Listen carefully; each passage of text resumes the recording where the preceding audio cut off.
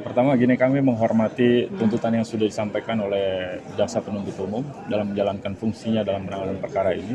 Tapi sekali lagi setelah tuntutan ini tadi kami sudah sampaikan kepada majelis hakim akan ada waktu yang cukup bagi kami 1 minggu untuk menyiapkan tanggapan yang nanti akan kami muat dalam pembelaan pledoi, baik nanti disampaikan oleh Pak Ferdy Sambo secara pribadi maupun kami sebagai penasihat hukum. Jadi nanti bagaimana merespon tuntutan ini akan kami sampaikan secara utuh, secara lengkap nanti dalam pembelaan kami. Kira-kira itu.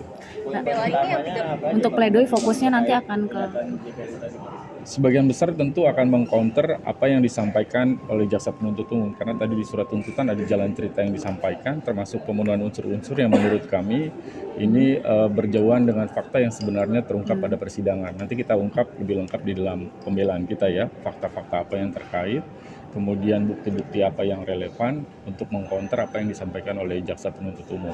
Dari sisi kami tentu sebagai penasihat hukum, juga dari sisi Pak Sambo. Karena memang ada bagian-bagian tadi yang tidak lengkap disajikan secara utuh dari fakta persidangan yang sebenarnya sudah diungkapkan dalam sejak persidangan pertama, terutama di agenda acara pembuktian ya, dari keterangan saksi-saksi maupun alat bukti gitu. Mas, tadi kan soal perintah penembakan itu kan juga menjadi salah satu unsur pembunuhan berencana. Ini apakah nanti juga akan disinggung dalam pledoi minggu Ya pasti kita singgung soal itu juga, terutama soal konstruksi berencana, karena fokus jaksa penuntut umum dalam surat tuntutannya adalah terkait dengan 340 pembunuhan berencana. Apakah benar unsur berencana itu terbukti, nanti kami akan sampaikan juga dari sisi tanggapan kami dari sisi penasihat hukum, kira-kira. Pleno ini apakah 35 barang bukti kemarin yang diperlihatkan yang kumpulan foto dan video atau ada yang ditambahkan lagi? Salah satu bagiannya adalah bukti yang kemarin, juga bukti nanti yang kami sampaikan juga, tentu dengan bukti yang juga sudah disampaikan oleh jaksa penuntut umum. Karena secara prinsip kan penuntut umum sudah menyampaikan begitu banyak bukti, termasuk keterangan saksi-saksi yang sangat berkaitan karena kaitannya pada tempat kejadian perkara tersebut. Nah itu juga ada keterangan-keterangan yang sebenarnya relevan untuk pembelaan kami. Nanti kami sampaikanlah secara lengkap di dalam pledoi kami ya. Itu. Soal yang kemarin adanya perselingkuhan bukan pelecehan.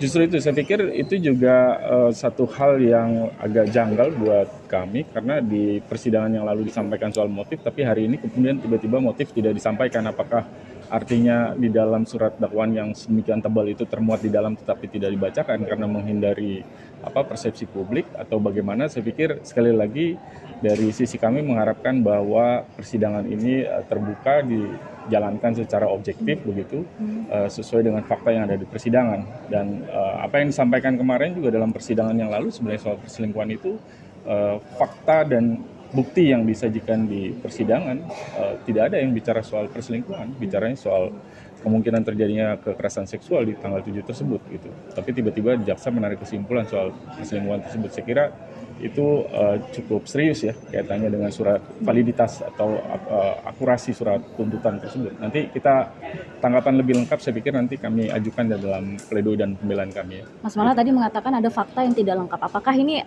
terkait dengan bukti pelecehan yang ada di Magelang itu yang dimaksud Mas Mala tadi? Yang saya maksud tidak lengkap adalah tidak lengkap disajikan di dalam surat tuntutan, terutama kaitannya dengan persidangan yang lalu, misalnya menyampaikan soal motif tersebut. Gitu. Nah motif itu kan harus diungkap sebenarnya ya pada persidangan yang lalu kan jaksa sendiri yang membawa hasil laporan Apsifor dan ahli Ibu Reni sebagai ketua Apsifor yang sudah melakukan asesmen dengan 12 orang timnya.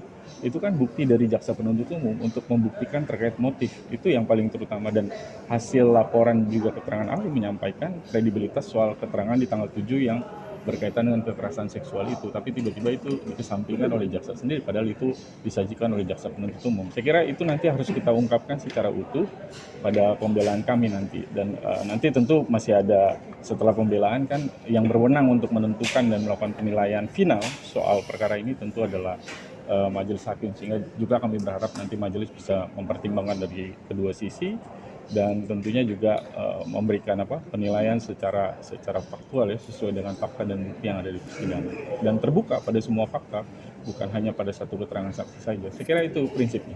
Makasih. Terima kasih Pak.